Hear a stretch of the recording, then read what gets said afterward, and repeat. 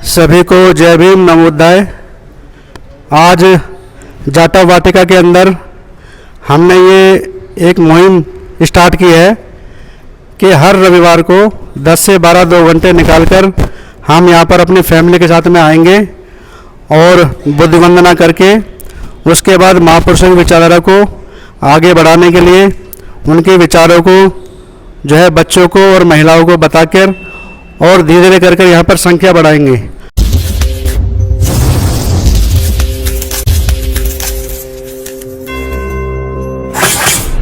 आज पहली बार यहाँ पर शुरुआत हुई है।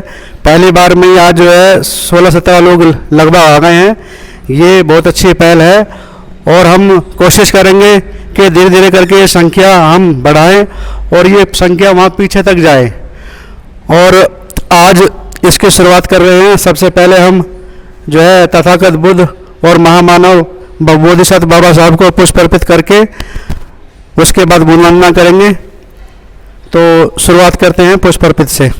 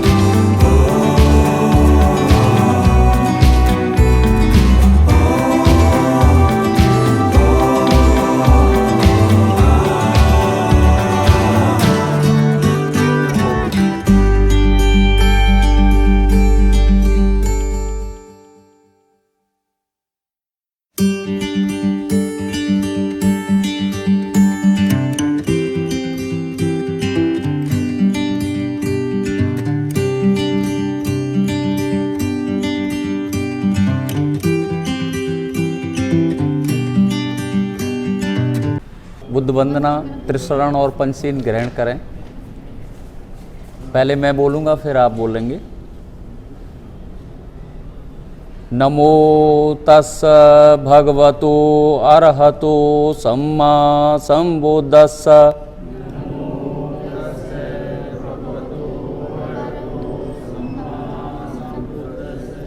नमो तस्स भगवतो अरहतो सम्मा संबुद्धस्स।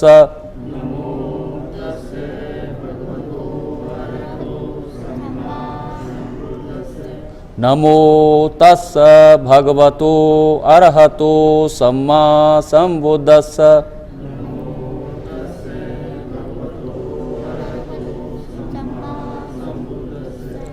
बुद्धं शरणं गच्छामि। धम्मं शरणं गच्छामि। संघं शरणं गच्छामि। द्वितीयंपि बुद्धं शरणं गच्छामि।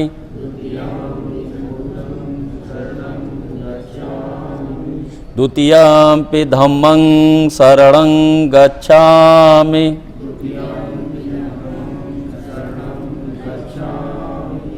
द्वितीयम्पि संघं शरणं गच्छामि।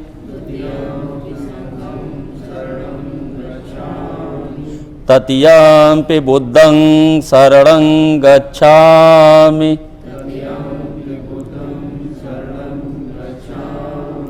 तृतीयम्पि धम्मं शरणं गच्छामि। तृतीयम्पि संघं शरणं गच्छामि।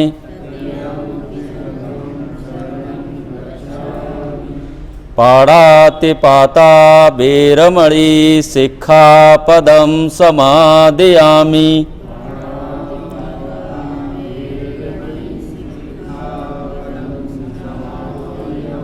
अदिन्नादाना वेरमणि सिक्खापदं समादयामि।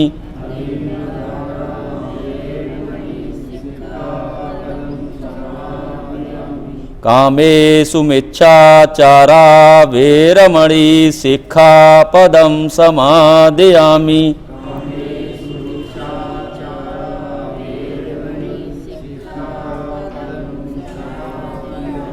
मूसावादा वेरमणि सिक्खापदं समादयामि।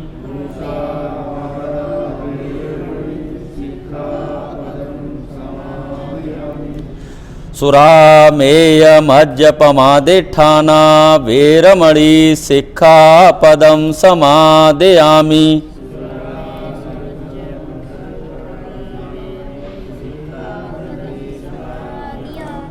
साधु साधु साधु।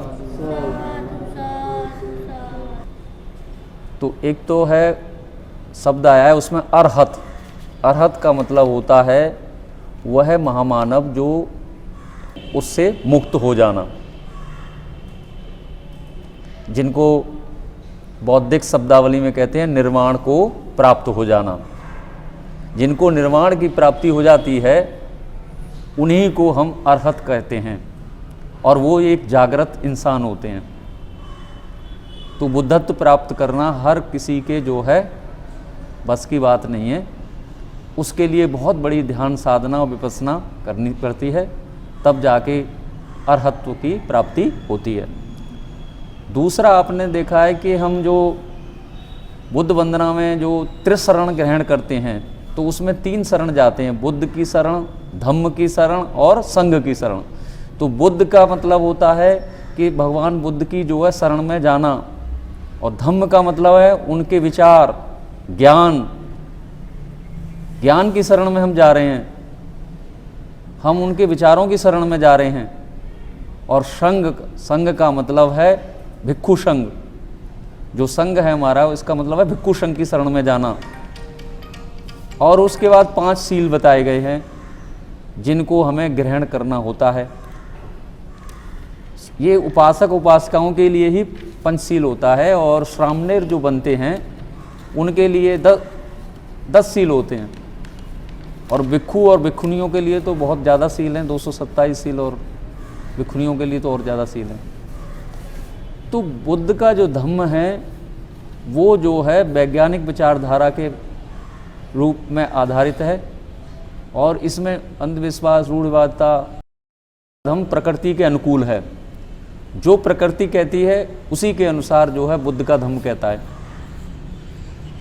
तो अगर हम नियमित रूप से बुद्ध के धम्म को स्वीकार करते हैं, उसकी शरण में जाते हैं, तो हमें जो है अवश्य जो है उसका फ़ायदा होगा। एक और उच्चारण में थोड़ा सा बौद्धिक शब्दावली है अपनी, उसका अपनी उच्चारण की एक शैली है।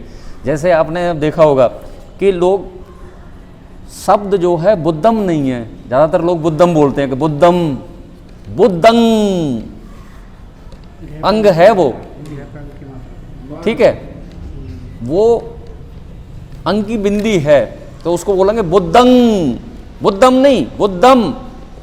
शब्द जो ऐसे बोलते हैं ना तो वो बोलते हैं बुद्धम नहीं, बुद्धंग। जैसे मैं बोल के दिखा रहा हूं अब, धम्मंग, संगंग। मां नहीं जोड़ना, अगर मां जोड़ दोगे तो वो संस्कृत का शब्द बन जाएगा, वो पाली भाषा फिर नहीं रहेगी। शब्द जो है बुद्धंग है, संगंग है और धम्मंग है। तो हमें अपनी शब्दावली का भी ध्यान रखना है, क्योंकि पाली भाषा की अपनी शब्दावली है, उसका एक अलग से उच्चारण है। अगर हम माँ पढ़ेंगे उसमें जोड़ देंगे माँ पढ़ के, तो वो फिर संस्कृत का शब्द बन जाएगा। तो इसके उच्चारण को विशेषकर थोड़ा सा ध्यान देंगे। धीरे धीरे अभ्यास से आता है। मैं भी शुरू में जब था तो मैं भी माँ बोलता था, बुद्धम। धीरे धीरे मैंने अपना अभ्यास किया, बुद्धंग बुद्धंग बार बार करता था। अब मेरे मुंह से अपने आप उच्चारण वो निकलता है। तो जैसे जैसे हम उस शैली में आते हैं, उस विचारधारा में आते हैं, उसको हम जो है स्वीकार करते हैं और बार बार जब उसका उच्चारण करते हैं, तो फिर वो हमारी एक बोलने की अपनी आचार विचार के आधार पर जो है शैली बन जाती है। फिर अपने आप ऑटोमेटिकली अपने जो है वो शब्द हमारे मुंह से निकलता है, क्योंकि वो रट जाता है शब्द। तो बार बार जो उच्चारण करने से ही जो है शब्दों को आत्मसात किया जा सकता है और उनको उसी शैली में हमें यूज करना चाहिए, क्योंकि एक बौद्धिक शब्दावली है। बहुत सारे बौद्धिक शब्द हैं, जैसे आपने अभी देखा होगा, हम लोग बहुत सारे लोग हैं, कोई श्रीमान लिखता है, श्रीमती लिखता है, ये बौद्धिक शब्दावली नहीं है। श्रीमान और श्री लिखना बौद्धिक शब्दावली नहीं है। वहाँ श्रद्धेय शब्द लिखेंगे या सम्मानित लिख देंगे। वैसे ही आपने देखा होगा कि जैसे महात्मा लिखते हम, तो बुद्धिज्म में तो आत्मा और परमात्मा है नहीं। बुद्धिज्म को मैं तो जो है बौद्ध धर्म में तो हम जो है अपने धम्म में जो है आत्मा परमात्मा को मानते नहीं हैं। तो जब आत्मा परमात्मा को नहीं मानते तो वो परमात्मा कहाँ से हो गए? तो ये हमारी शब्दावली नहीं है। तो इसका हमने दूसरा अपना वो जो बौद्धिक शब्दावली है उसी को प्रयोग में लाना है, और ये धीरे धीरे फिर अपनी शब्दावली जो है विकसित हो जाएगी। तो सारे लोग जो है फिर इससे जुड़ते चले जाएंगे।